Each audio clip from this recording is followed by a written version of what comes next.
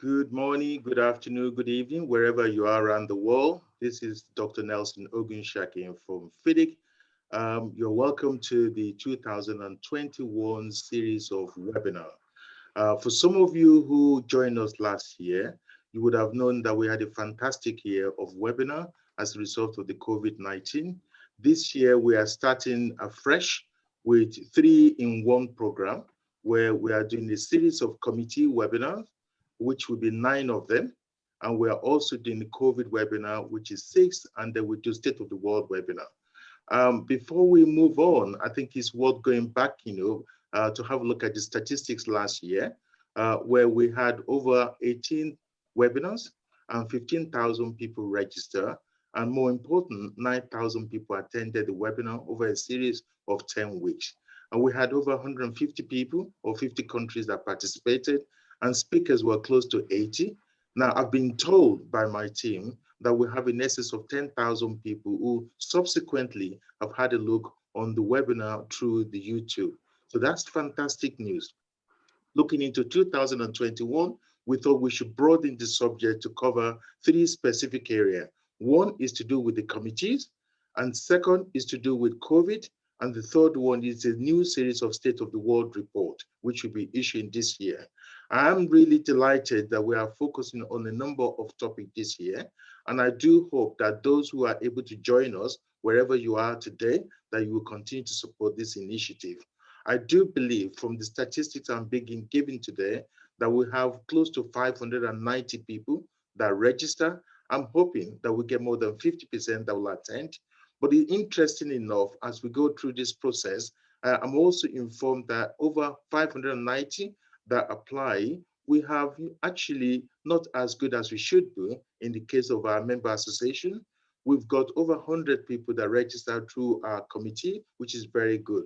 But actually, I think the message that I was given earlier on that is very important, that this is a two-way dialogue. As long as the committee webinar is focusing on bridging the gap, but actually we really want to get more MA and member association to be participant in future. We are keen that we need to make this thing a two-way dialogue between member association and also the firm. Obviously, there's quite a lot of people from the firm who are here today, and I'm really pleased to make sure that at least increasingly we can get member association to be involved. Now, I am not the moderator for today. We've got a fantastic moderator all the way from Indonesia, and she will talk to you in a bit. But the theme for today is quite simple. It's basically about improving communication with member association, and really it's about bridging the gap. We've always talked about how do we improve our communication.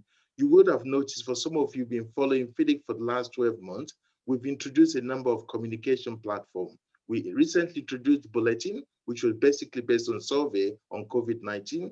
I've been doing the CEO update, which has been helpful. And occasionally you get report and comment from our board and also from president. So in the usual manner, as we've done in the previous webinar, I am really delighted to invite our president, who very much wake up as usual in United States, to join us. I know we have a new president in United States, but this is the Fidic president. So Bill Howell, the floor is yours. Bill, thank you very much. Thank you, Nelson, and greetings from the very peaceful and calm and quiet United States of America. I haven't said that in a long, long time, but I want to be very brief. Putting on these webinars is a challenge under any circumstances. It's an enormous challenge when we're still working remotely. So my thanks to Nelson, to the Secretariat, and everyone else who's assisted in putting these webinars together. They have been very informative. It's allowed us to reach thousands of people, literally. I think the first time we've ever done that was last year, when we've reached so many thousands of people. And I think that's terrific, because it really ties into one of the major objectives that we've had recently, and that's to improve the communication between Fidic and all our stakeholders in every way we can find. And I think it's a giant step in that direction. We're learning from each other. As Nelson mentioned, we don't want to just talk at you. We want to hear from you, and we want to hear your ideas. I'd also like to thank Our speakers today, Annie, Gavin, Stefan, and Chris, who I'm sure will be sharing some good thoughts with you, and strongly encourage you again to think of your questions and share the questions with us, and we'll try to allow time to answer them. Nelson put up the rough agenda for all the webinars scheduled for this year, and I think there's over 20 of them, and I strongly encourage you to participate in as many as you can. I know I will. So with that, back to you, Nelson. Thank you very much, Bill. Thanks for that. A very well welcome. Obviously, a lot has happened across the Atlantic, and we welcome the new leadership that's coming through there. But having just said that, I think it's important we need to put this into context of what Bill just said. We want to really improve the communication between Fidic and the member association. But more important, we also want to improve the connectivity between our member association and their firm.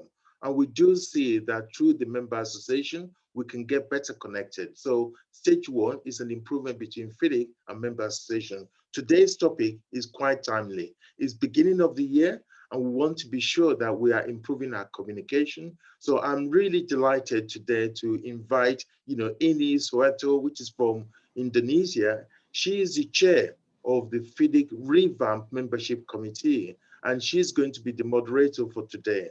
And for those members of the other committees, be careful, because Ini is going to set a really good precedent.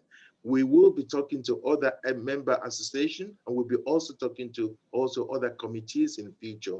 The critical point here, this particular one is meant to be engagement with our member association, and there will be detailed activity which is coming through from other committees in future, which are very much specific to do with the member association, and we will encourage every one of you to continue to participate. So Ini, the floor is yours. Thank you very much. Thank you, Nelson. Good morning, good afternoon, and good evening to all of you, the Fidic board members, speakers, Fidic committees, and our valued member association, affiliate members, and all participants around the world. First of all, thank you and appreciate to Bill Howard and Dr. Nelson, who give the introduction of the Fidic webinar series 2021 and also the agenda of the Fidic as a whole. So the agenda of this webinar will be divided into two sessions. The first session, the speaker will talk about the main topics, and then continue to the second session is a Q&A from the participant. During the session, we have two live polls at the beginning and at the end of the session.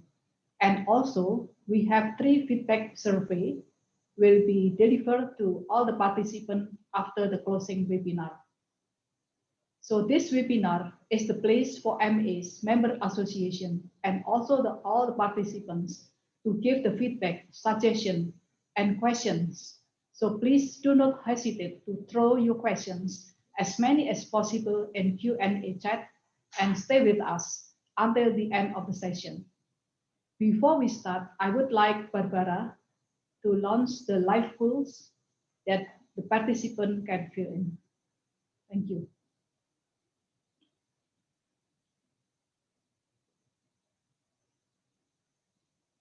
We will give the result of the beginning of the poll.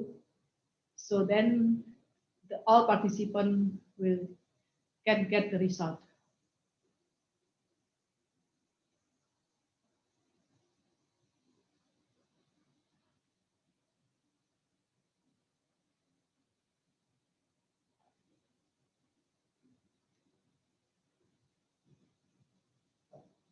Whilst the participant is filling the polls, so I would like to explain a little bit about the Fidic membership committee.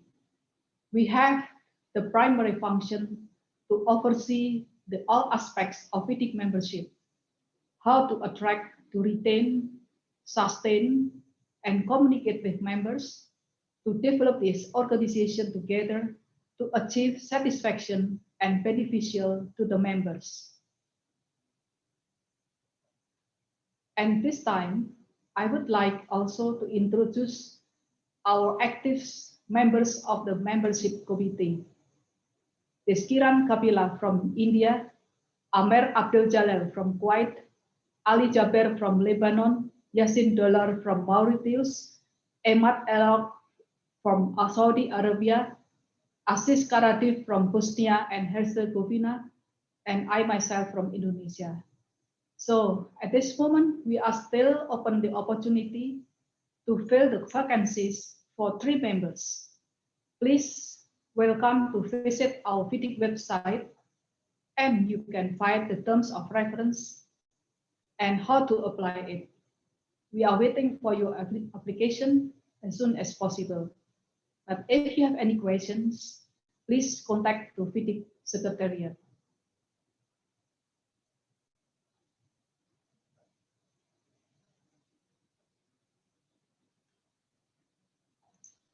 Ladies and gentlemen, the first webinar series is organized by Fidic Membership Committee to discuss on the topic of bridging the gaps, improving communication with Fidic member association.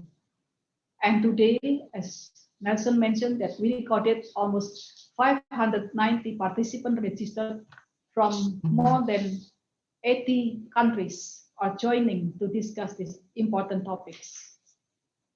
The aim of this webinar is to provide an opportunity for member association to discuss how Fidic can improve the effectiveness of its communication and engagement with members, so members will feel better connected with Fidic.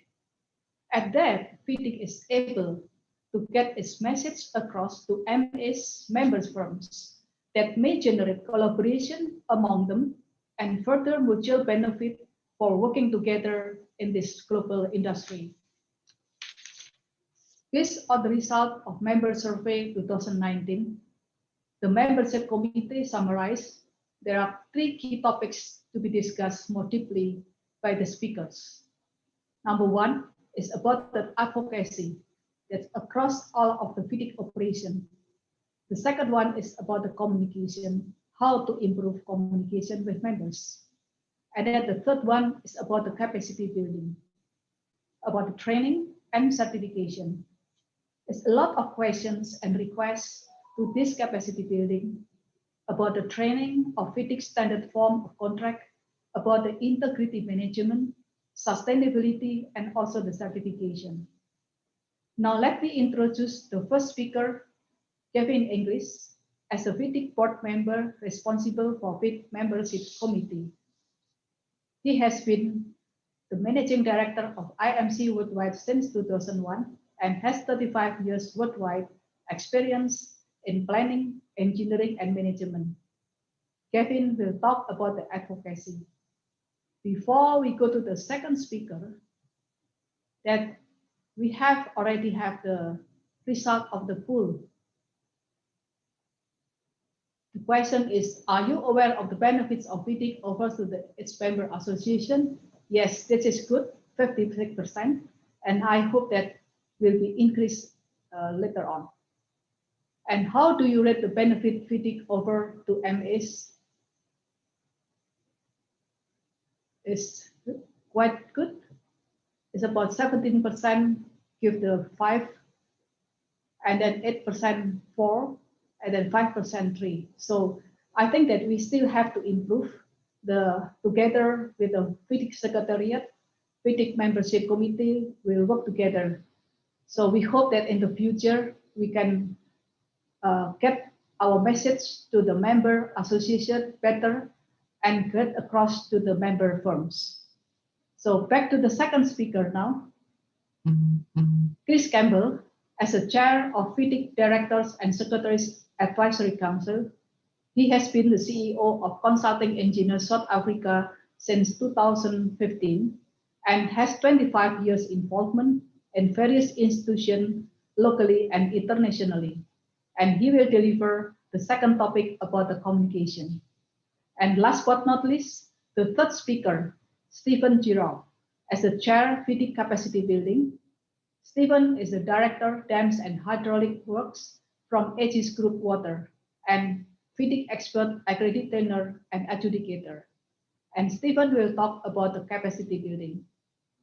Now, The time is forgiven to share with us. Kevin, time is yours. Thank you. Thank you, Annie. Thanks for that. And a warm welcome to everybody, whatever time of day it is, wherever you are. Good morning, good afternoon, good evening. During these challenging times, and things are moving forward. The vaccine rollout is now starting to gain a bit of momentum, and let's hope we put COVID-19 behind us as quickly as possible and move on. Just referring to the poll there, Annie, you've asked me to talk a little bit about Fidic advocacy and benefits to MAs and members. And I think the poll that was just completed demonstrates that, from what I could see, there was 43% of those who completed the poll are not aware of the benefits that Fidic offer and value we offer to MAs and members.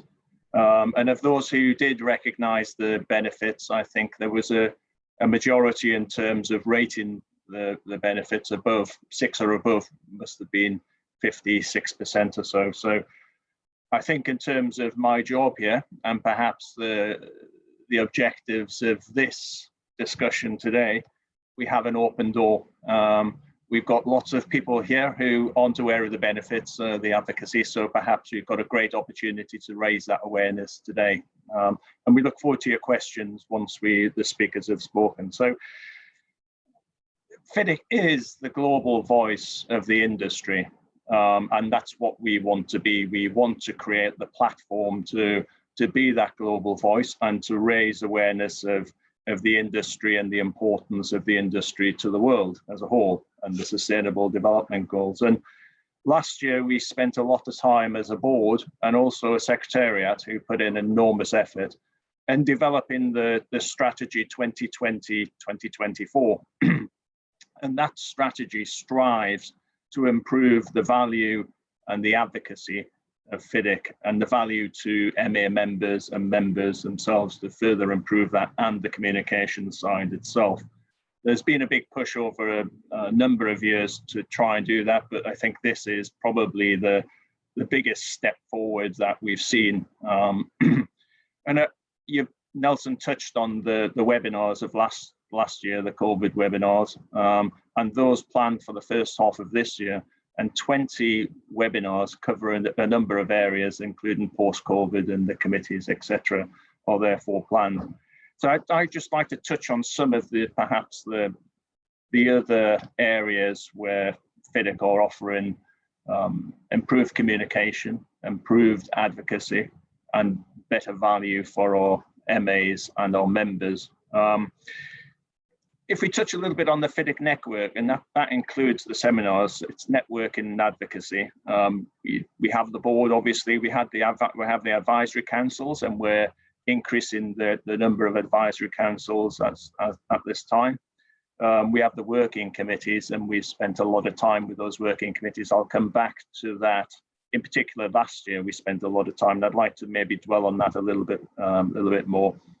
Then there's a large number of task groups working with the committees and others. We have our annual conference, and last year was the first time we had a virtual annual conference, which was a great success, I have to say. And it was well attended. There was a fantastic number of individuals attending and great speakers throughout. We have training programs that, again, we're ramping up, and that's an area that we're focusing on moving forward. And then we have the contract user conferences and the social media networks. We've seen all of the communications coming out. Nelson is doing a great job with the CEO monthly updates, which give a lot more information about Fidic and the area that we're working on and the areas we're trying to move forward as well. And then we have Fidic facilitating the networking groups around the world and enable participants to engage and discuss and access expertise and the issues that we need to be focused on as a group and an industry. Just coming back to the working committees, because we spent a lot of time last year. Now, the working committees are the lifeblood of Fidic, and there are an awful lot of volunteers on these committees, which demonstrates the passion and enthusiasm for the industry around the world. And they cover an awful lot of different areas. We updated all of the terms of reference for the committee and tried to standardize those and synchronize them, link them so they're working in a more interconnected way so that there's common use, but also one committee might have areas that they're working on that would benefit another committee, and that interlinking, interconnecting is working very well. In actual fact, it's for the 3.5 years I've been on the board, I've never seen them working quite so well. And they're working in a much more standardized fashion to ensure that they address the key issues and they get the information out. The membership committee who we have today, this is the first webinar of a number from all of the committees, and you'll see the rest following on in the next few months or so. The membership committee, as Eni said, has a very important job in picking up where our member associations are and how we can improve that value that we offer to them and members as part of that. We've also added 2 new committees at the end of last year. One is the International Funding Institution Committee and the Digital Transformation Committee, both really topical areas that we need to focus on as a group Fidic for the industry. And we'll come back to the international financing institutions as we move forward. Other areas, we talked a little bit about the advisory councils, and we've got Chris for the Directors and Secretaries Advisory Council, which was set up in 2017, I believe. We've also moved a number of the committees that we're looking at developing as advisory councils now, including the Diversity and Inclusion Advisory Council and the Future Leaders Advisory Council as well. The advisory councils give a good insight into the industry and are working extremely well with the Directors and Secretaries Advisory Council. That's been a great success and has helped Fidic perhaps focus on what our members and what our member associations really need and want from us, and we've learned an awful lot from that to dig deeper into how we can offer that better support and value to the member associations. There's the Fidic President's link, and that's always been a highly valued service right across the industry, where we have a list of adjudicators that are actually advising on many of the major issues around the world as we stand now. I think there's 54 adjudicators at the moment, but we're looking to expand that even further. And then the webinars, which we've touched on from last year, which we're building on for this year. Now, these webinars are aimed at our members, member associations and members, but also government officials and decision makers, IFI representatives. So we're reaching out to the highest levels through these webinars as well. And we know from the attendance and the speakers that we get involved in these webinars that we are actually getting some traction here and moving it forward. There's a lot of hard work goes into the webinars, and the Secretariat do a fantastic job of organising all of these. I know I've been involved in a couple of them, and I just know how much work has to go into them, but they are value. They do really raise the profile, and we're regularly getting over 500 participants in these webinars, and sometimes far more as well. And they're topical. We're focused on identifying the areas that are of interest now or will have a major impact on the world going forward. So the topics are being very carefully selected, covering all different areas post-COVID. At the moment, we're looking at the issues around contracts, we're looking at the financing side of it, the cost management, all of these types of areas. And as I say, we get attendance and speakers from right across the industry and beyond that to associated industry levels, including law firms, insurers, etc., etc. We're producing we've produced COVID-19 guidance documents as well. Now, one thing I would like to mention, because I think this is an area we've been pushing quite hard, and this is the State of the World initiative. We instigated that. There's a lot of work going on in the background to provide State of the World update documents covering a number of different areas and the challenges we face around cost reduction, around innovation, around sustainability, about resilience, quality, integrity. And there's a whole list of state of the world papers that are in the pipeline to be prepared and are being prepared. Watch out for these. These are high quality, topical, state-of-the-art papers. And that's what we need as an industry to raise our profile. And this is why we're focused so heavily on this. And we've got fantastic contributors from right across the globe to those papers. It's in action at the moment, but you will start to see these coming out very soon. And then there's the Fidic contract user group, which I think a lot of people are aware of those types of things and the contract side of it. That continues. I think there's some news in terms of how we're going to deal with the contract user groups going forward that Nelson issued yesterday or the day before in terms of how we move forward. It's all coming in-house. And the Fidic training side, we're trying to focus on the training that's needed and how we can roll that out using Fidic accredited trainers and training companies around the world. The Fidic credentialing, we've established a credentialing entity, and that certification of the training that's going on and ensuring that the professional standards are maintained going forward.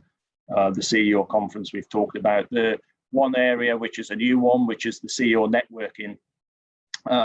We're looking to establish an informal CEO group, C-suite executives to talk about the issues they're facing as an industry at the highest level and what needs to be done to address those issues or perhaps issues that are on the horizon that we need to start to think about now. And again, all this information will be shared with all of our member associations. And then there's things like the Fidic Awards, Fidic Affiliates, Fidic Partnerships. In terms of social media and information and getting out the communications, there's the 3I, which is the International Infrastructure Intelligence, and we have an agreement with AC UK that we're developing this and rolling that out. That seems to be very well received as well. I think I'm going to stop there because I think I've used my time up that you allotted to me, but happy to take any questions as and when you want to get to the question side of it.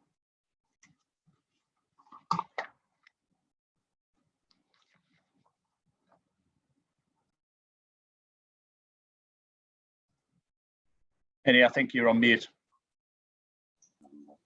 Thank you, Kevin. I think Kevin already gave the information a lot about how the Fidic give the advisory. So I think I will continue with the second speaker, Chris Campbell. Time is yours.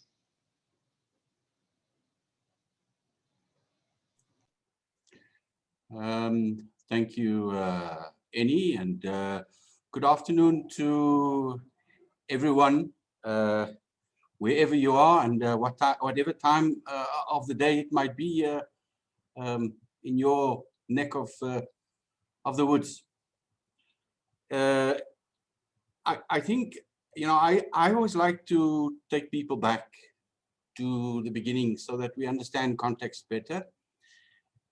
And having had a look at many of our participants, there is a strong risk that many of us are intimately involved in our companies, but may not be adequately involved yet at this point in time in the activities of member associations. So let me just start by saying that, members associations exist simply because individual practitioners in companies in any part of the world have at any point in time, or will at a point in time in the future even, will find the need to form such associations for the well-being of the industry. And these are very important. So during the inception of an MA, and you as an individual practitioner who may be online today, may be fully aware and familiar with this, and please excuse me if I'm repeating what you know.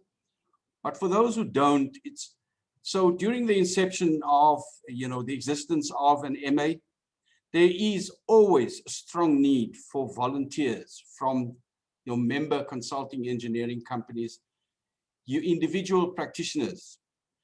I have in my life as a consulting engineering practitioner, always considered it to be a parallel career path.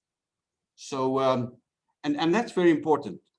So to get back to the member associations, once they're up and running, of course, the member associations may be equipped and develop the capacity for employing full-time staff to run the directorate of that MA, pretty much like a startup company.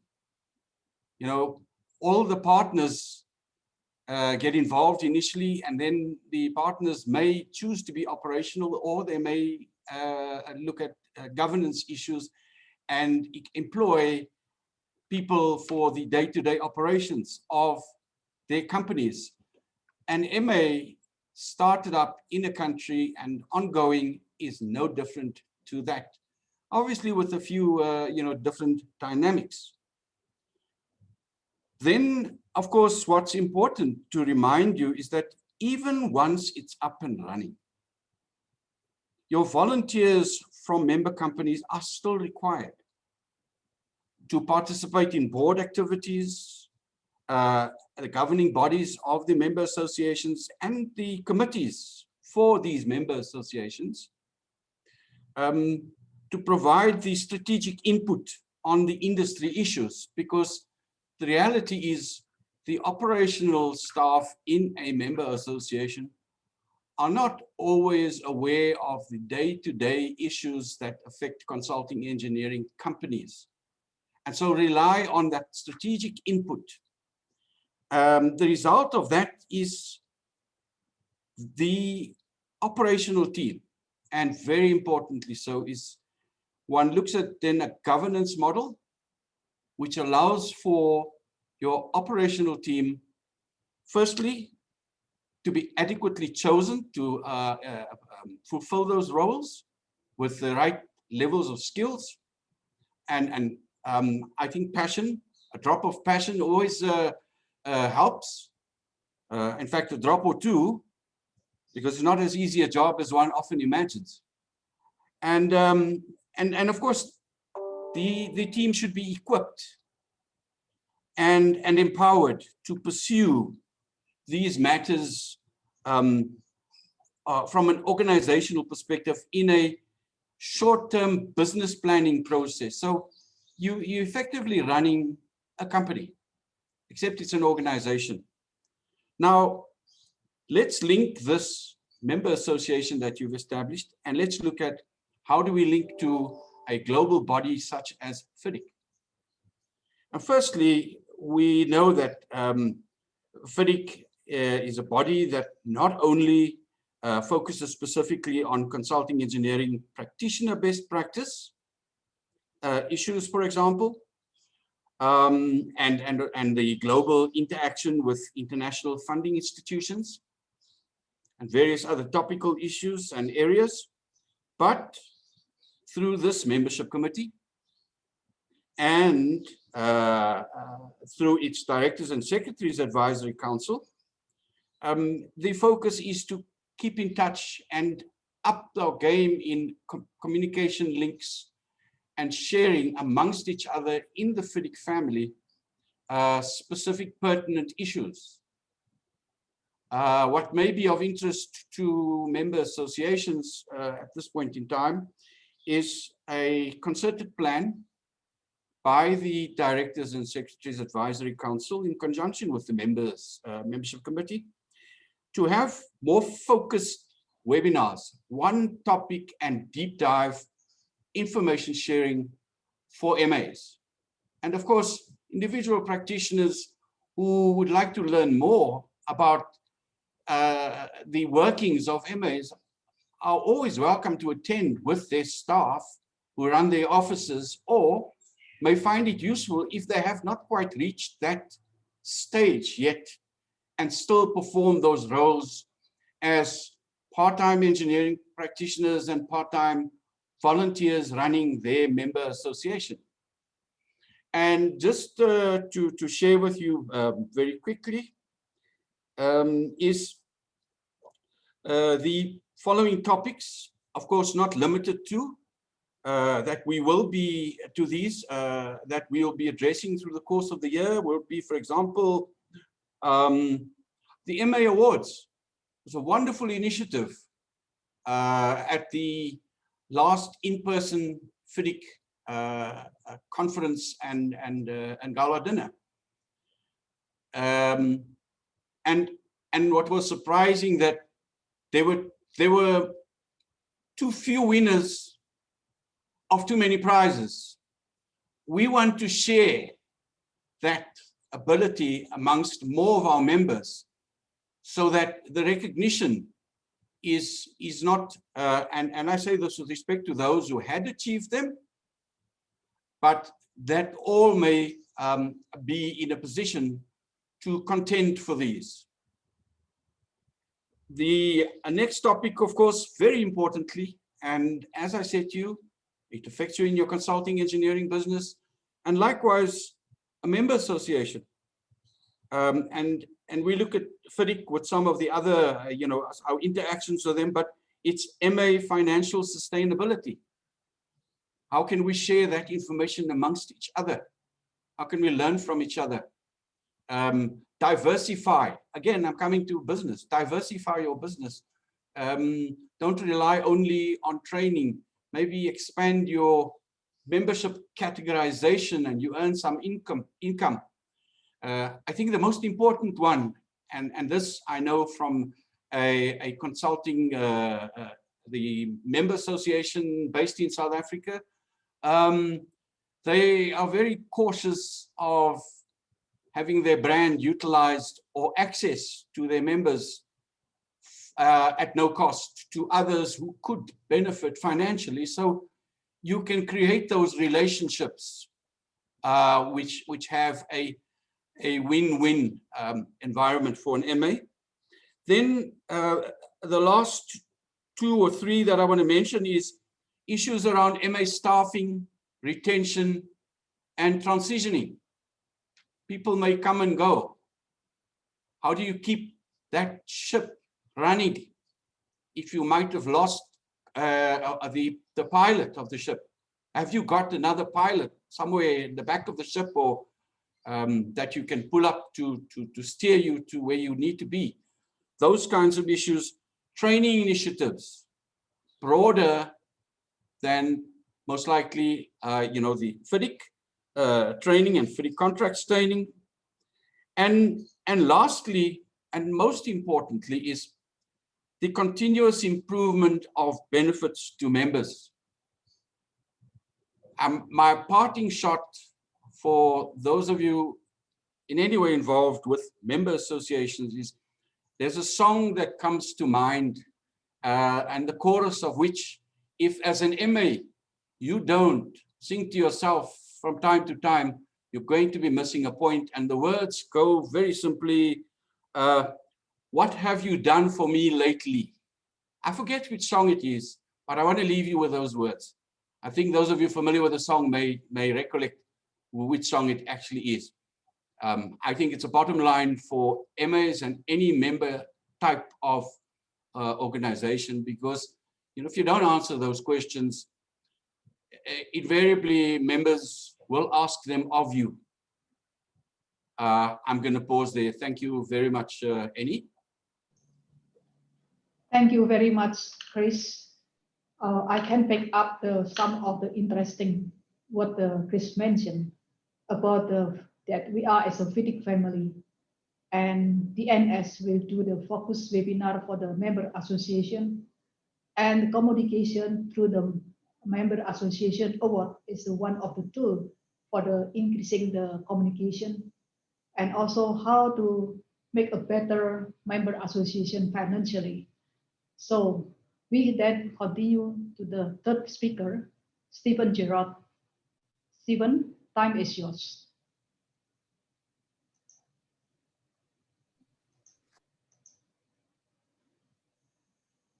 Sorry, yes, thank you, Stephen.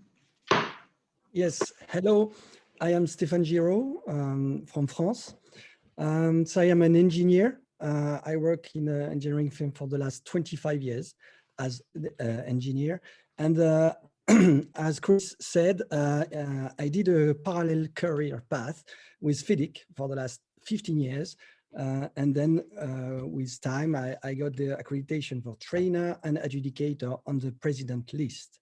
And now I've got the chance and the opportunity to chair the capacity building committee within Fidic, which is a quite important committee. I'm very pleased to work with the membership committee today. And it's a group of people, all volunteers, trying to work for Fidic and for enhancing what is called the capacity building, which is something quite hard to define. But first of all, as my boss at Fidic are the president and the board and Nelson, they requested the capacity building committee to try to understand the needs from the participant, from the members, from the Fidic practitioners, and how to get this information. This is quite hard, and this is probably why we are doing this sort of webinars, to understand better the needs and to understand what are the requirements and the actual needs from the membership associations and the participants. And then at the capacity building committee also, we have to work on the whole training strategy, training materials, such as the slides, basically, and some guides, not only on contracts, but also on some other topics like integrity, quality, diversity, or even business practices. So these are a lot of topics, different topics, and we are around 10 volunteers to do so. So you find all the names and people on the website fidic.org. And then on the last year, we have been requested also to work with FCL. FCL is a Fidic Credentialing Limited company who will help and structure the credentialing for the practitioners on some different topics I will focus on just after that. And the last task of the capacity building committee is also to draft or to update what is existing in the library, in the Fidic body of knowledge, FBOK, which might be the whole family of production literature from Fidic. And you know that Fidic is more than 100 years old, so that makes a lot of things to compile. So it's a huge job for this committee, and I'm very pleased to understand now better after this last 4 months I'm chairing this committee. Similarly, we have to communicate better in between the committees. So we are very pleased to work with this new also membership committee, but also other committees. So once again, please go on the website fidic.org and you will find all the other committees to understand how it is structured. And please try to ask or put your name and as volunteers so that we might find a better workforce to do all the things we have to do, which is a long list of things. And finally, I will just focus on what we are actually working on because we are working with FCL, Fidic Credentialing Limited, on 5 different paths. First is Fidic Future Leader. It's a special group to enhance the capacity in the use of Fidic contracts and in business leadership for future leaders. This is one. The second is a new certification. It would be on Fidic contract managers. So it would be to enhance the competency to manage a Fidic contract. Then we will try to understand and develop a Fidic consulting engineer certification on the example of what had been done in China as a pilot program. This is the third one. Fourth is Fidic trainer. We all know the accredited trainers, and this is a specific module to train the trainer, competency to train on Fidic contracts and train on other specific modules. And the fifth one is well known by the participants and the Fidic practitioners is adjudicators. So we all know that now on the 2017 suite of contract, the DAB, Dispute Adjudication Board, became a dispute avoidance adjudication board, and somehow the list of the adjudicator accredited is run by Fidic for the moment, the president list, and it is under also restructuration to be sure that it would be also a certification by FCL, the Fidic Credentialing Limited. So all these 5 paths are under a clear and common structure methodology given by the ISO standard, ISO International Standard Organization 17024. And you will find all the details very soon on the website of FCL also. So please have a look at it and you will have a better understanding of what could be done for you as participants or practitioners. And so that you will find the path and the prerequisites to apply, the competency levels, the assessment methodology, because it is all well structured. And there are a lot of people also at FCL to work and to organize these certifications.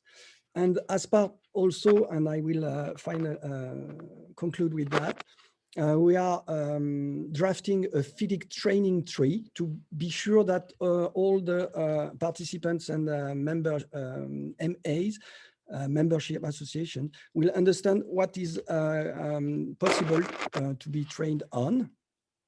And there are also specific modules for the training. So we are also drafting a sort of backbone and templates to be sure that all the accredited trainers will have the sufficient documents and materials to train on what the Fidic board had decided to enhance as to capacity building. So thank you very much for your attention. I have finished. Thank you so much, Stephen. So now Stephen picked up about the Fidic future leaders, about the Fidic contract manager certification. So we can now go to the Q&A chat. Before we launch to the Q&A chat for the participant, I would like to have questions first to the first speaker, Kevin Eglis. You talk about the advisory. So how could Fidic, as a trusted organization, influence and bridge communication with governments and international financial institutions to create opportunities in the industry for the member association? Kevin, can you please? Okay, thanks, Annie. It's a good question. I touched on a number of areas that Fidic has decided to focus on over the past couple of years and going forward. And one of the areas that springs to mind, well, there are a number, but one that sort of jumps to mind at the moment is the formation of an ambassador club, where we're seeking highly respected individuals within the industry who are passionate, enthusiastic about the industry. And we're looking for them to seek to influence the highest decision makers in government, in the IFIs, infrastructure asset owners, contracting authorities, etc., and to try to spread the word of Fidic, what we're trying to achieve, the objectives we're trying to achieve, the professionalism in which we apply, and create the right environment for our members, so that those decision makers have a much better understanding of the industry and how we can help to address a lot of the world issues going forward around climate, around resilience, around the lack of funding for the infrastructure needs around the world. So that's one area. In addition to that, we have the CEO Forum, which I again touched on, and the CEO Forum is to bring together the biggest CEOs, if you like, in terms of influence, and get them to start to look at some of these issues. But the reason why you may want to bring together the CEOs from the largest, the C-suite organizations, is because decision makers listen to those individuals. So it's a way of actually being able to influence a platform to influence those decision makers right across the industry, in government and the IFIs, and again, which will trickle down to member associations and members in terms of the benefits and the opportunity. I touched on the State of the World initiative, and these papers, as I mentioned, are sort of state-of-the-art, highest level thinking in terms of where we are and what's happening in different areas related to water, to climate, to resilience, etc., and infrastructure needs. The reason why we want to do that is we need those senior decision makers to sit up and take notice. And if you can produce high quality, thought-provoking papers, it makes them do that. But it makes them also think about, well, that industry can help us resolve some of these issues. So again, it's a way of actually influencing advocacy. A big event that's happening in the UK later this year is COP26 in November. It's in Glasgow, and we're already lining up to ensure that we have a platform there to influence some of the thinking and the decision making, and that's coming through the Sustainable Development Committee. I'm liaison for the Sustainable Development Committee, so I'm quite close to it, but Tracy Ryan is the chair of that, and we're gearing up to ensure that we have a platform out there. I also mentioned the IFI committee, and the IFI committee is a relatively new committee, but the whole purpose of that is to influence the IFIs. We want to work with them and influence them. Part of that committee, there's an advisory group that we're setting up as well, which will comprise senior individuals from the various IFIs, and that'll help steer the IFI committee. But again, it's looking at how can the industry help the IFIs, and how can the IFIs help the industry as well.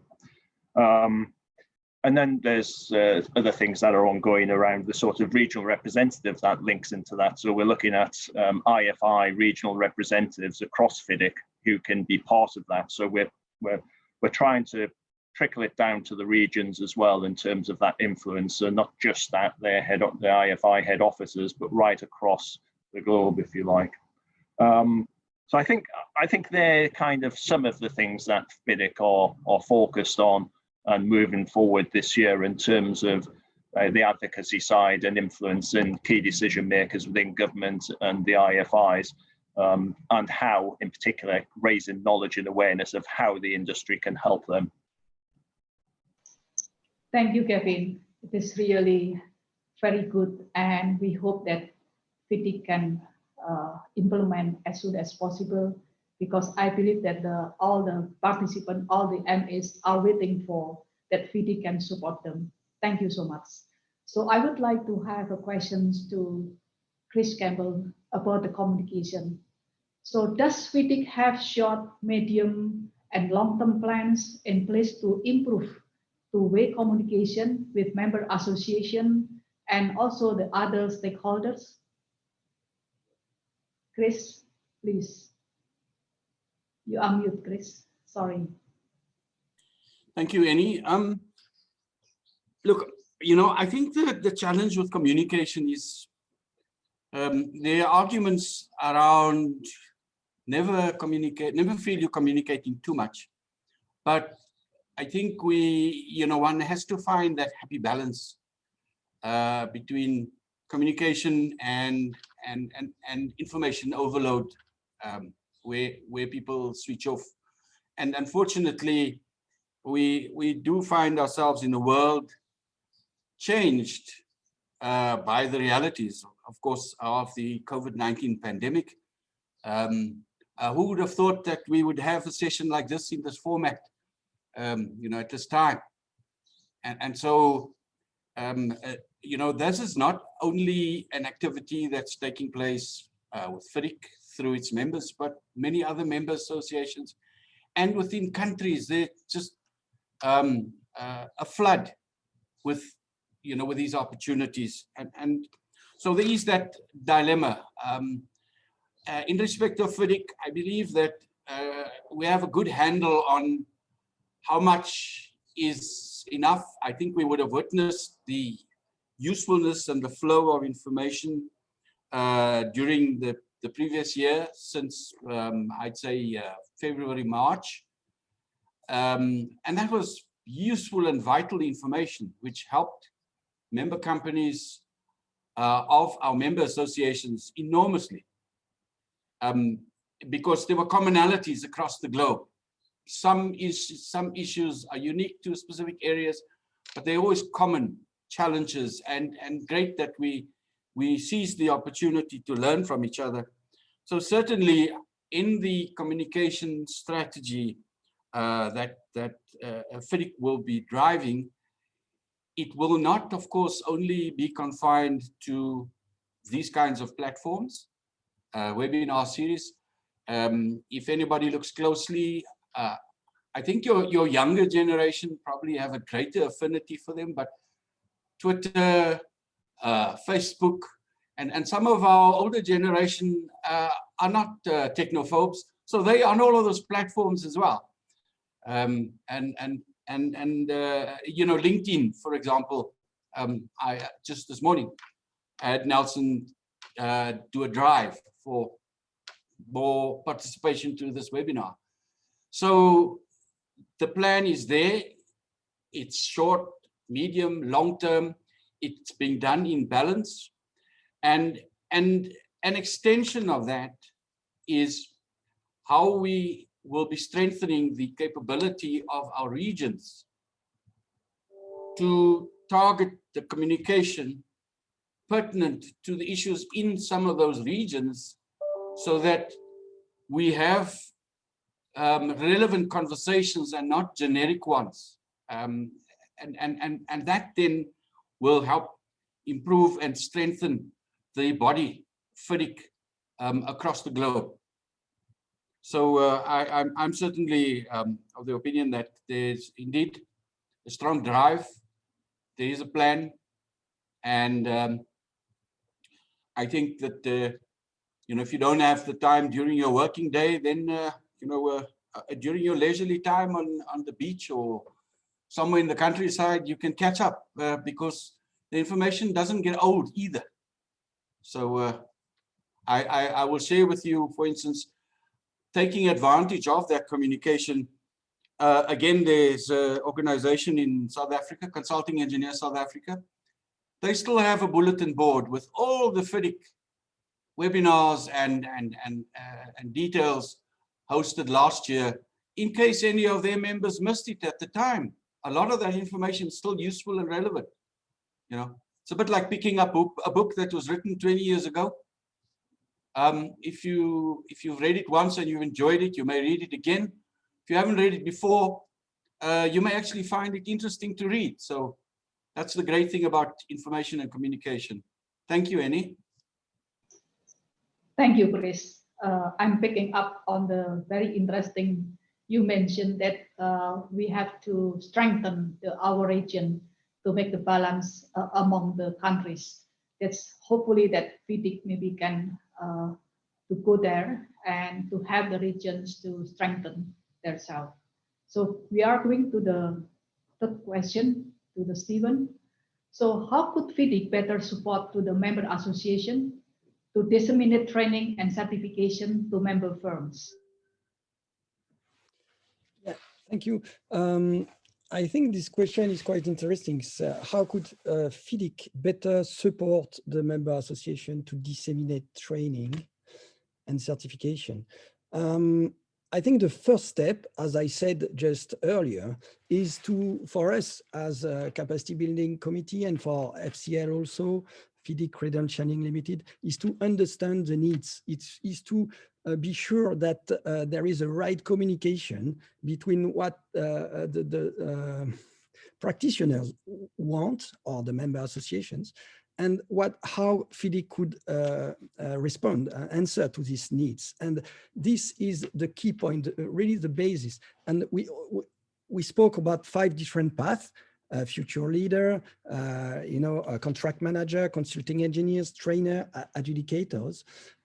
All this is specific needs, but there are some other needs also. So I think that the first step is to be sure that there is a link, a liaison officer somewhere in each organization whether it is in member associations or in the membership committee or in Fidic Secretariat, wherever. I don't know exactly who would be in charge of that, but a link is a liaison, a person who would be able to collect the needs or to answer to any specific questions, so that we might also create a specific modules or to say to a specific question, a straightforward answer, things like that. So I think that basically the link is might be through the websites, through the committees, but it has to be organized, and the member association may nominate in their association someone to liaise as to training and certification, to disseminate the information and to understand.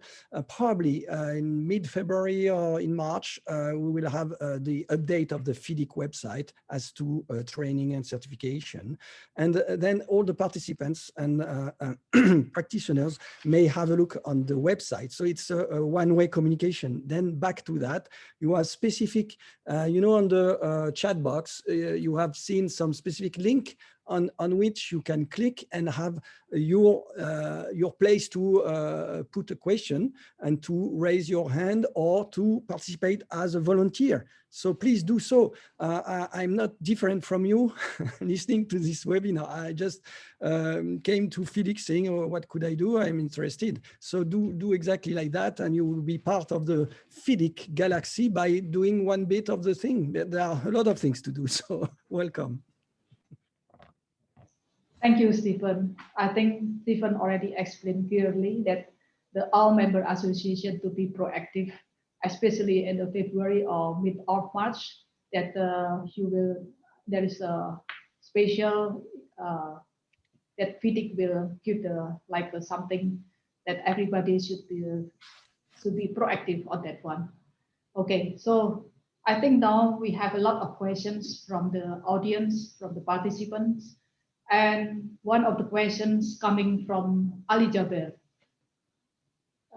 Is it possible, maybe this question I will go to Nelson, I think. Is it possible to establish or create a Fidic student association member to introduce Fidic to potential new members or seniors and graduates from universities? Nelson, could you please to help? Thank you. Thank you very much, Ini, for that question. It's a very, very valid question. 2 points I'm going to really bring up. One is that in Gavin's speech earlier on, he refers to the Fidic strategic plan for 2020-2024. And there's a particular page there that talks about how do we engage academic institution and the young generation. So the answer to your question there is yes, we are thinking about that. Our initial plan is to try and foster a relationship with a number of academic institutions around the world, and we are going to bring a dedicated, capacity building individual to help us to foster that. We've already started looking at that at King's College in United Kingdom, but we will be looking at other universities. But in actual sense, I think the suggestion of creating a student category, actually that second question really comes down to you, Ini, as the chair of the membership committee. I think I'll be delighted to have a conversation with you and your membership team to look at how we create that opportunity, because I do believe that as much as we have the future leaders people who are technically under the age of 40, we should be looking at people under the practitioner mode, i.e. they are in university, higher institution, and they are interested in Fidic agenda, but they're not ready to be in practice yet. So there is an opportunity there, and I'll be delighted to speak to the membership committee to see how we foster that. Thank you very much. Thank you, Nelson. Nelson and Annie, yes, can I please, Bill.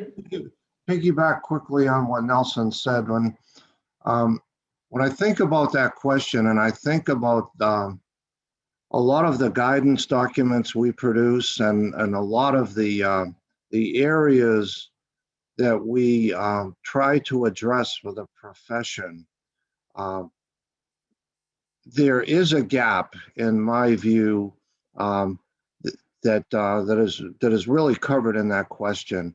I hope that we figure out someday how to get engineering graduates, or even engineers who have not quite graduated from university, to get somewhat familiar with some of the broad concepts that Fidic advocates, integrity, procurement. For example, one of my pets is the minuscule amount of money on a project that is spent on planning compared to the life cycle cost of projects. It's just so small, but sometimes sometimes there's just not enough money spent on it and that kind of thing. That's just only one little concept, but there's a lot of things that I think are very valid to get into the engineering education curriculum very early. And I think Fidic can help with that. And I'm not sure how to do it, but I agree with Nelson. We need to keep that on the radar screen for the future. So sorry to get so long-winded on that, but back to you. Thank you, Bill. So I think there is an interesting question from Dafir Fadil. Can we get some examples on what type of voluntary help we can offer to Fidic? So I think this question maybe goes to Kevin. Can you help, Kevin?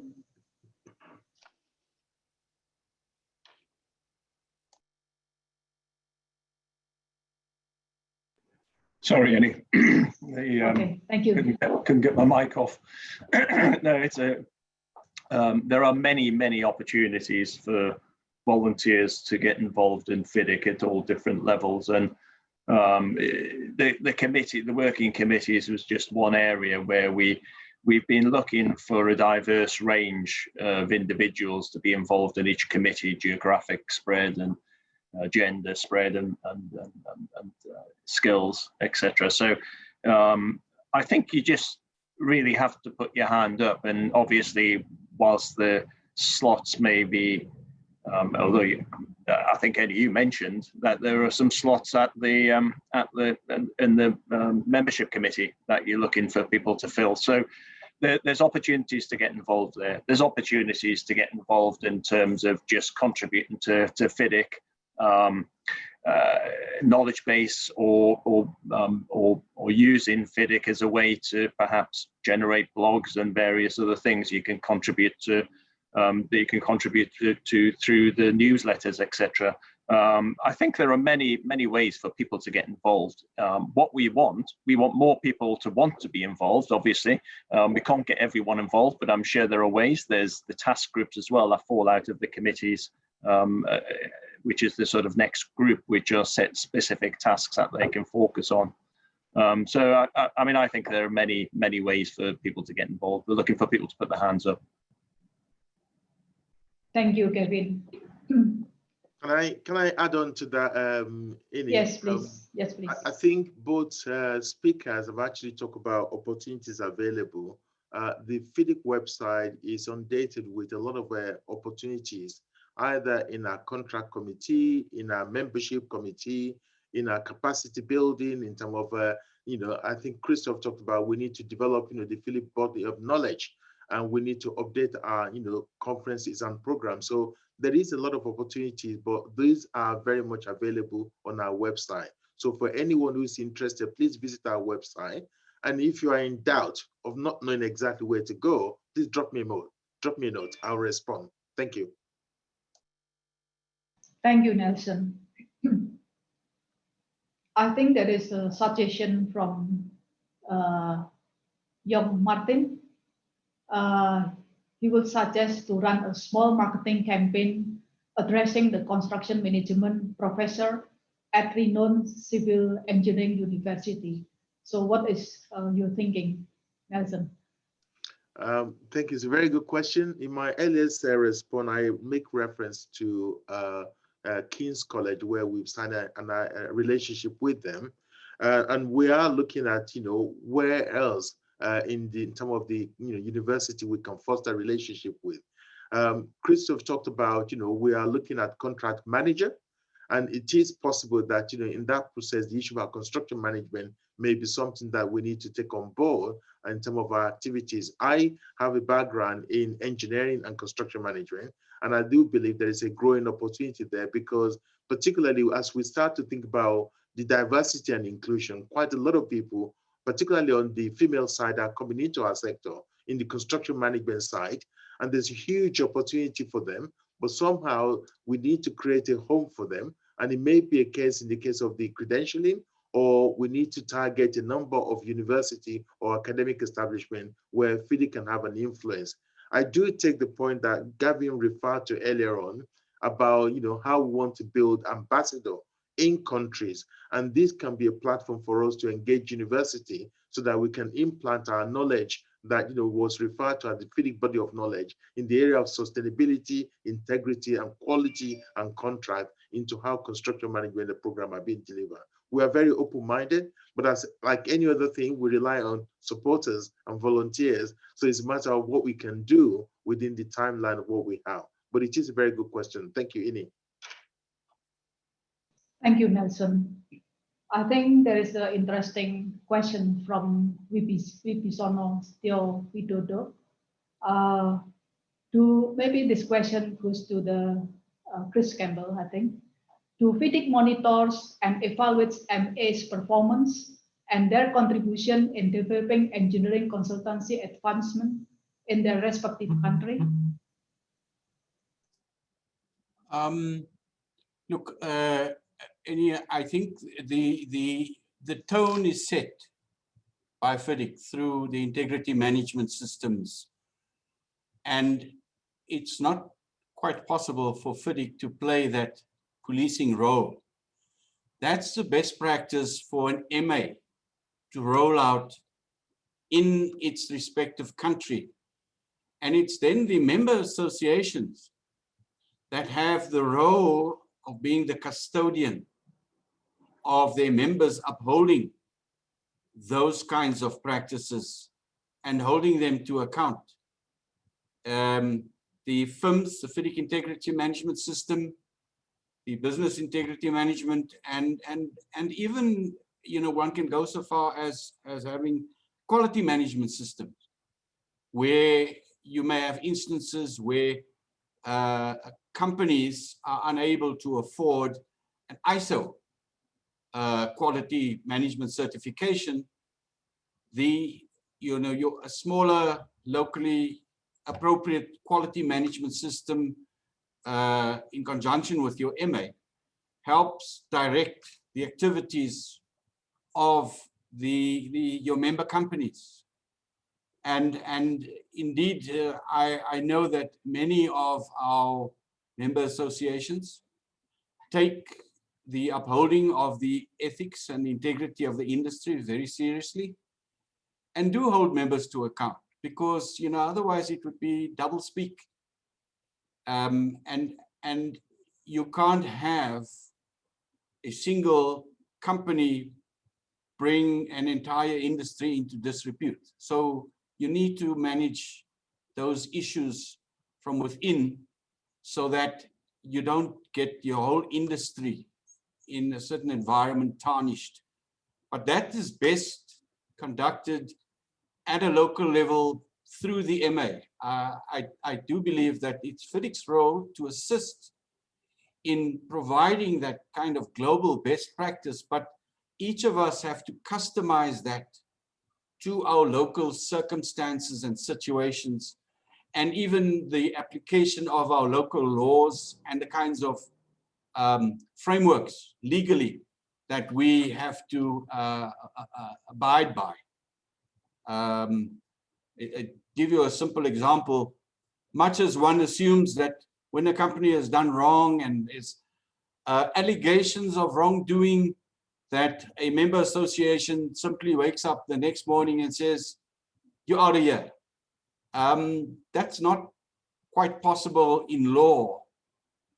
And best one follows the appropriate legal measures with the correct evidence before you take those kinds of measures. So it's a dynamic situation, best controlled at local level, but a necessary one too, if we are going to uphold the integrity of our industry globally. Thank you. Thank you, Chris. It's very clear. So I think there is a question from Tutlal Adhikari. I think this question goes to maybe Nelson or Stephen. Can Fidic offer trainers training to MAs of developing countries as was done in China? Maybe I think, Nelson, can you please to respond this question? Yes, I will do my best, Ini. Thank you very much. It's a very, very valid question. I think the reference was made to China. And in fact, what Fidic did in China was to experiment with a program called Fidic Certified Consulting Engineers. And as a result of that, we've qualified 1,500 roughly people in China. But actually what we did in China was we worked with the local association, CNAC, and we appointed a third-party provider who is independent of CNAC and independent of Fidic to deliver the quality training. But the assessment of the outcome of that was done by Fidic. Now, actually, that model that we piloted in China, we're now taking feedback to look at what works, what doesn't work. And as Stephen Gerald talked about it, the Certified Consulting Engineering Qualification is something we are looking to roll out, and we'll be talking more about that in February. But in answer to the specific question, yes, part of the strategy is for us to develop a franchise agreement with our member association so that we can train people locally to deliver the service locally. I think if I remember in terms of, Gavin's speech talked about getting closer to the IFI, which is the International Financial Institution. As you know, we've actually managed to convince 7 of the multilateral development banks to adopt Fidic contracts. And those 7 are World Bank, Inter-American Development Bank, Caribbean Development Bank, EBRD, African Development Bank, Asian Infrastructure Investment Bank. And we have the EIB and the ADB as the last 2 to close out. One of the things that these organizations are asking us is they want us to train more and more people in country to be able to deliver the capacity building that Stephen Gerald talked about. So we are keen, as part of the opposite side of credentialing, to develop a framework where the MA have the capacity that we can work with them to train people locally so that they can deliver the requirement training in the future. So it is an ongoing opportunity, and I would say, please be on the lookout. Thank you, Ini. Thank you, Nelson. I think there is a specific questions to Stephen before we are going to the end of the live polls, but I think this very interesting questions from, sorry, I can't read the names. Do you have an authentic list of Fidic trainers and contract managers available online with whom one can easily do Q&A or troubleshoot as when required to solve the issue? It's very interesting question, Stephen. You do please to respond. Thank you.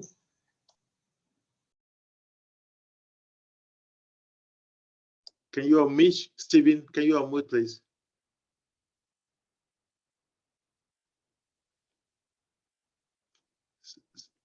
Thank you for this question. The word authentic is interesting. Actually, you go on the website fidic.org and you will find the names of all the accredited trainers and the adjudicators and the committee's members. Everything is transparent. There is not an authentic and a hidden list. So you find everything on the website. And then the issue you are raising is a bit hard to follow, whether you want someone to ask a specific question on your project or whether you want to have someone who would be able to train you. I don't get exactly the question.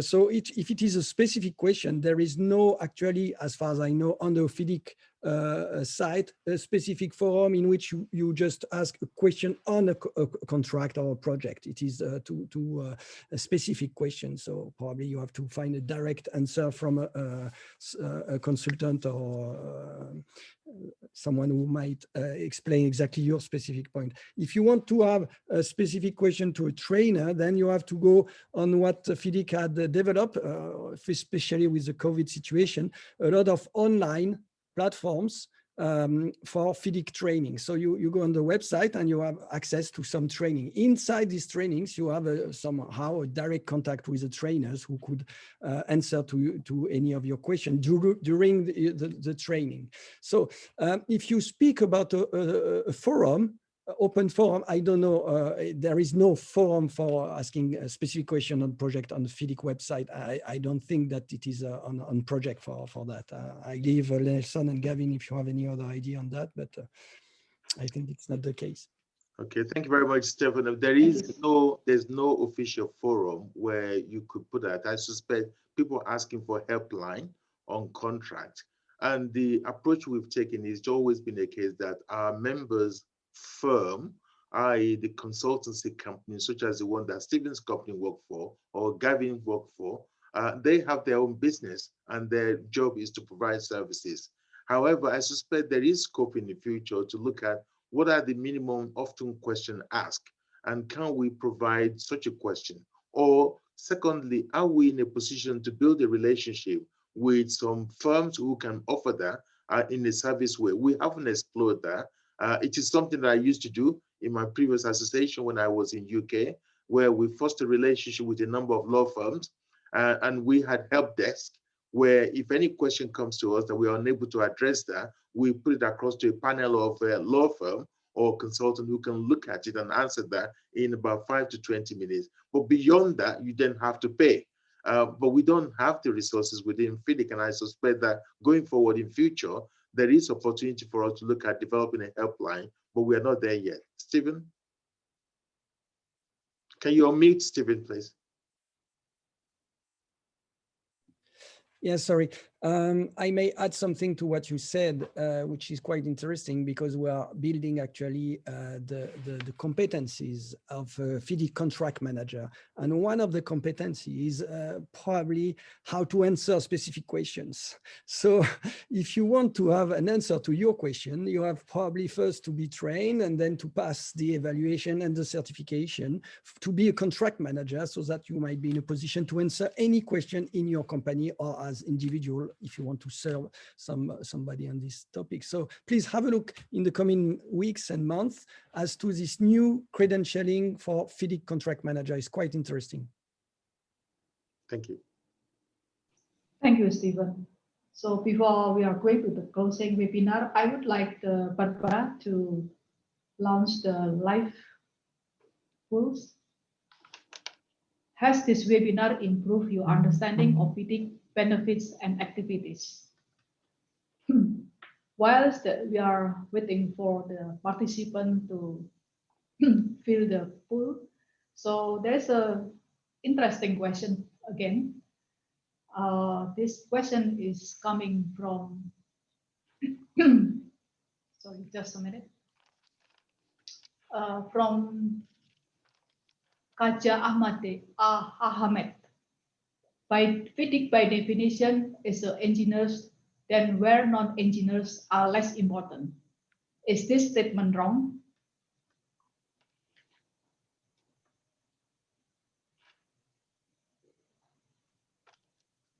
And then another question from Hisashi Takanashi.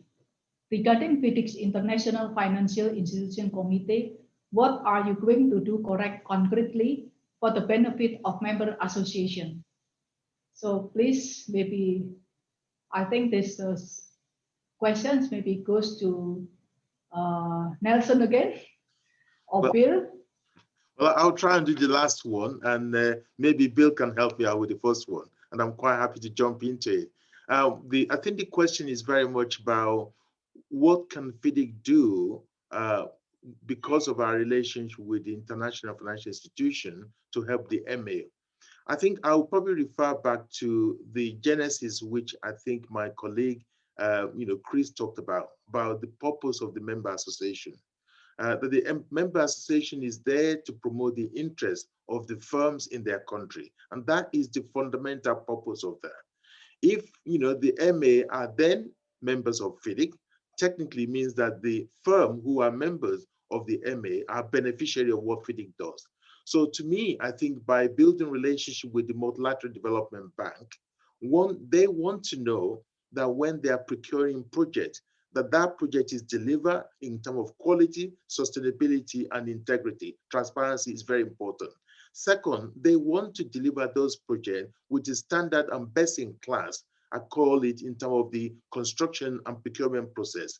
So by building relationship with the bank and by signing up to the Fidic agreement, by definition, they can improve the quality and the output of what is happening. Now, what does that mean for the firm? What does it mean for the MA? But it means then that if you are from Africa, as an example, because the African Development Bank is signed up to adopting the Fidic contract, means when they are funding projects in Africa, it creates opportunity for the African Member Association members in terms of the quality of the project that is coming through. And by definition, it means that the more they invest in Africa, the more opportunity to create for the consulting firm in that continent. And the same principle applies to Europe, the same principle applies to Asia. So I do believe that by working closer with the IFI, we can help to shape their procurement, their strategy, and their implementation, including their policy on investment. And by so doing, it creates opportunity for investment in different geographical jurisdictions and creates opportunity for consultancy role. So I do believe through that means we are creating opportunity for the MA and ultimately for their member firm. Bill, the floor is yours.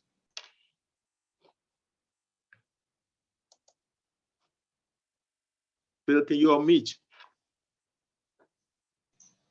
Bill, you are mute. Yes, I had to find my my microphone button.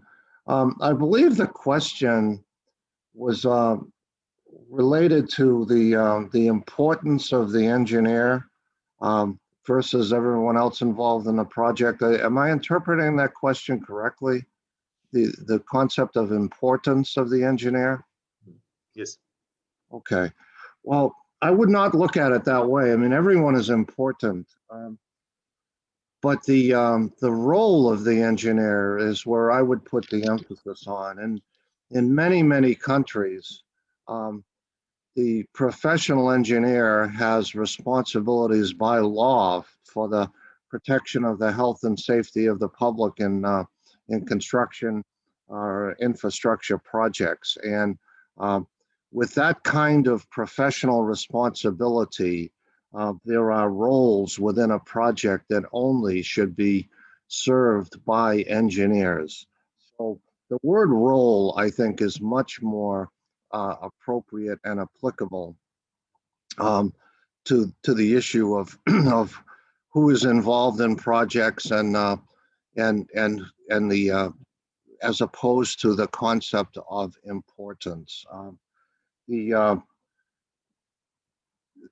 One of the reasons I say that on the area of roles is oftentimes we find ourselves trying to convince clients or owners that that it may sound okay to use non-engineers in certain elements of their projects when it really isn't, and that ties to our advocacy, but it should not be construed as importance or not important. Everyone is important that's involved in a project.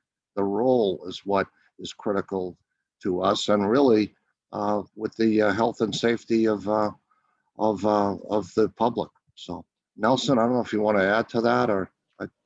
No, Bill, that's well said. I'm quite happy with that. I think the point you raised is very important. In the delivery of any major infrastructure, a lot of people are involved with it. Of course, the engineer have a significant role, but we all contribute to it. And the biggest challenge that we have really is working as as a team in a collaborative manner to make sure we deliver to the quality and to time and in terms of budget. I think if we can achieve that, then we have an industry that is sustainable. Thank you. Thank you, Bill. Thank you, Nelson. Time is very limited, just left about 4 minutes. So there is actually the last question, that is it possible to answer. This is coming from the Tuklal Adekari. The MAs are not similar. Some MAs have corporate membership only, while others have corporate as well as individual consulting engineers. The communication between Fidic and MA is fine, but when it goes from MA to members, some MAs reach to the individual level, while others reach only up to the member firms. So how can Fidic involve and communicate with individual consulting engineers and Fidic activities? Can you please answer in shortly? Ini, who is that question to? think it's goes to you, Nelson. I can volunteer. Well, thank you very much, Chris. Bail me out. Yeah, well, you are. Please. Yeah. So look, and I can do that. Nelson's at Fidic, so he maybe relate to it from his former life.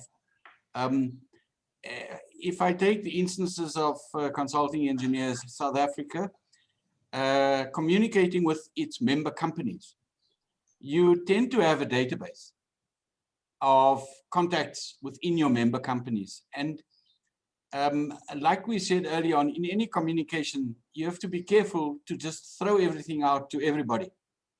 You have to try and target information to certain people. And it's a really unfortunate thing that, you know, our most important person from a member company would be the CEO. So that's the key, that is the key contact person or entry point that you don't want to bypass. But by the same token, you don't want to make that person the postman either.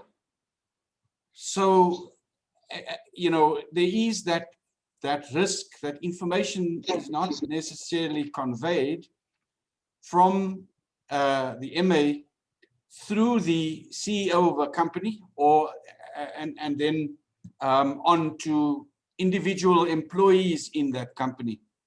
So, you know, we've gotten to the point, and MAs may get to the point of having a CEO and a marketing and communications manager as being the second point of contact. And the mandate should then be carried in that company depending on their business, because, you know, coming from a consulting engineering background, myself, one wants to manage the time and focus of your team on design in balance with good information that may coming through and the time that it does. So you don't want to swamp everybody with information, unless of course it's, you know, it's a simple information thing. So, you know, many companies have a SharePoint system or bulletin board, and they may then paste that there or post it for their employees to read.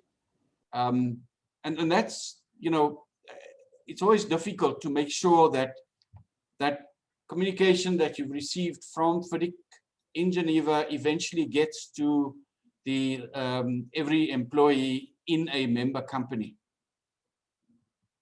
So, and Nelson, I don't know if you want to add to what I've just said now. Thank you so much, Chris. I think time is I think close. So I would like to thanks to Bill, Nelson, the speakers, all the participants who joined this webinar. I hope that this webinar will be very useful to all of you. And I hope that Nelson will give the closing webinar, please. Okay. Thank you. Ini, thank you very much for a well-executed webinar. I know Barbara is reminding me that we try not to run too late. Actually, I think it's good to have extra 2-3 minutes, and I'll probably beg the indulgence. I think we started with a survey where we said awareness of Fidic activity was 56%. And then we closed out with the second survey, which awareness and what people do is over 90%. That is a testament that this particular webinar is actually a value for money. The topic was broken down into 3 areas: advocacy, communication, and capacity building. Gavin set off by actually setting up about what, you know, Fidic does in terms of, you know, our activity, the strategy for 2020-2024, and that is the cornerstone of what we're going to look at for the next 4 years. He touched on what we are doing in terms of our governance, the working committee, the annual conference, the training, and also talk about the new committee, which we've now been revitalized. And this is exemplar, looking through what the membership committee under the leadership of Ini is doing, showing how we want to make this new committee more external facing. We want to make them external facing rather than meeting each other and trading among themselves. But we need to look that through the terms of reference, which has been put together. I'm really pleased that that is working through. He also talked about the Advisory Council, and I'm really pleased to see Chris here, who is representing the DNS Advisory Council. And obviously, over the next few weeks, you hear about other advisory councils, so that DNI and the future leader. But he talks about, the issue that we're looking at on adjudication and all the stuff that we are doing, which I believe are quite important. And he touched on what we are looking to do in the future, i.e. the credentialing and the CEO agenda, including documents we are producing, which I thought was very good. Looking through what I sensed from Chris said, let's go back to the original. Why does the MA exist? And what is the purpose of the MA? He gave us some emphasis. And he said, you start with, volunteers, you build the MA, but you need to have a roadmap. You need to have a governance and a process. And then after that, you start to have a business plan, and you have to run it like any other business. But actually, when he talks about what the DNS Council does, which is quite interesting, he left us with 4 or 5 topics. He said, we are looking at the awards, and we're looking at the financial, sustainability of the MA. How does that come forward? Talk about the strategy and the engagement, and how do we make sure the MA survive in future as they move from one leader to another leader. This managing transition is a major break for us. And he's talked about we need to look at how do we move through that. But I do like his punchline. He talks about Janet Jackson, what have you done for me lately? And we need to remember that. That should be a constant issue. We cannot afford to stay on our own laurel and assume what we did 3, 4, 5 years ago will be sufficient. The question being asked is not only to the MA, but also to Fidic. People asking, what have you done for me lately? That's Janet Jackson. So I really like that, and I'm going to use that again. Stephen Gerald talks about capacity building, which I really love. He said, look, we are mapping what the needs of our MA is going to be, because we don't know it all. And as much as we are mapping the MA needs, we are also mapping what the needs of the industry are. And he said, in so doing, we need to look at what credentialing can deliver. And we are now looking through the Fidic body of knowledge and how we're going to use that to make sure we can empower our MA and moving forward. A lot of questions were asked, but actually, I think Stuart talked about, the future leader, the contract manager, the consulting engineer, the trainers of the trainers, and also the adjudicator. A lot of questions were asked. And I think Gavin talked about what we're looking at, looking forward on advocacy on COP26, what we are doing with the IFI, the IF Council, the formation of the CEO, forum, and the State of the World report coming through. We also talked about other things on the Q&A. Where is the future going? How is Fidic going to be positioned? And there are opportunities on using the town hall, more of the CEO updates and the guidance and the Facebook and using LinkedIn. All these are platforms that we now have to engage on. Chris is absolutely right. 12 months ago, we were using different business model. Now we are changing our business model. And I don't think this is just purely Fidic. The MA have to do the same thing. The company have to do the same thing. Working from home is a different agenda, and it means that we need to be relevant in the way we engage our members. And I understand the big issue that was asked about, how do we move forward in future? I am really pleased that we've had the opportunity to have this meeting, because we started by 180, and now we had nearly 250 that I saw at the beginning. But I just want to close out to say, yeah, the future is there. There will be more webinar on committees, and there will be more deep dive on very issue. There will be issue to do with COVID-19 and maybe COVID-20, and there will be state of the world. And I'm being reminded that, for the young one, you are heavily encouraged to consider registering for the future leader, young professional in the industry. If you are seeking the international recognition, then the Fidic 2021 program has just been opened and will be available for you to enroll. So please check our website and you'll be able to get connected onto that. I just want to finish by saying massive thank you, first of all, to Bill, who is very early in America to join us as usual. I don't know how you do it, Bill. I really don't know how you do it. You're always Just on the line too. So. So very sharp. You are on the board. So Bill, thank you very much. Thank you for Gavin for your time and your contribution. Thank you to Chris and thank you to Stefan. And more important for the host, because I'm just really trying to wrap up, is Ini, all the way from Indonesia. Bagus. Thank you very much for all that you've done. Really appreciate it. And I know there's a lot of people in the background. Barbara, chatting, and Andy, and all of them supporting us as we make this thing through. This is the first of many to come in 2021. So I want to say thank you to all of you, wherever you are, for participating in this program. One point that is being said, Do not hold on to this information only. Pass it on to your member firm. And also make sure that you are engaging with Fidic. We will do everything we can in 2021 to engage you, but it takes two to tango. Thank you very much. Keep safe wherever you are. God bless. Thank you.